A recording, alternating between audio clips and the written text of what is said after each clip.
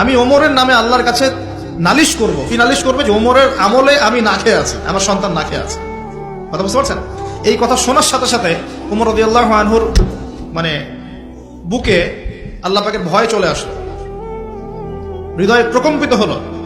প্রকম্পিত হওয়ার পর তিনি নিজে চলে গেলেন মদিনায়, যেটাকে বলি আমরা বাইতুল মাল, মানে রাষ্ট্রীয় সম্পদ যেখানে থাকতো ওটাকে বাইতুল মাল বলা হতো। সেখান থেকে একটা আটার বস্তা নিজের কাঁধে উঠিয়েছেন, উঠিয়ে নিজে পায়ে হেঁটে ওই মহিলার বাসায় যাচ্ছেন। তার পাশে থাকা একজন সাহাবী, তিনি বলছেন, তার নাম আসলাম রাদিয়াল্লাহু আনহু, তিনি বলছেন যে ইয়া আমিরুল মুমিনিন, হে আমিরুল মুমিনিন, আমাকে দিন, আনা আহমিলুক, আমি এটাকে বহন করে নিয়ে যাই, আপনি চলেন সাথে, সমস্যা নেই, আমি বহন করে নিয়ে যাই অ্যাটলিস্ট।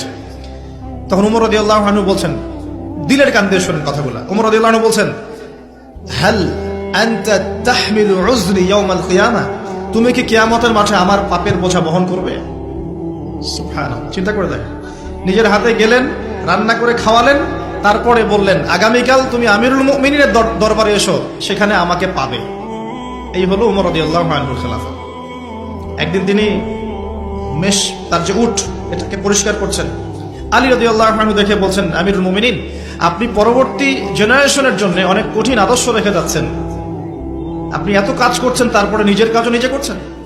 তখন ওমর রাদিয়াল্লাহু আনহু বলছেন, ওয়ালা তালুমুনি ইয়া আবুল হাসান, হে আবুল হাসান, আমাকে এভাবে বিব্রত করো না, কারণ আমি ভয় করি যে আমি যে অর্ধবিশ্ব শাসন করছি, তারপরে আমি ভয় করি যে আমার এই শাসনের আন্ডারে যদি একটা রাখালও না খেয়ে মারা যায়, আমি ভয় করি আল্লাহ এর জন্য আমাকে জবাবদিহি করাবে।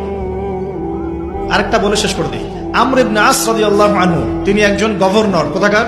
মিশরের। কার আমলে আছেন? ওমর রাদিয়াল্লাহু আনহুর সময়। তো তার ছেলের নাম হচ্ছে মুহাম্মদ। তো সেই মুহাম্মদ আমর ইবনে আসের ছেলে রাদিয়াল্লাহু আনহু।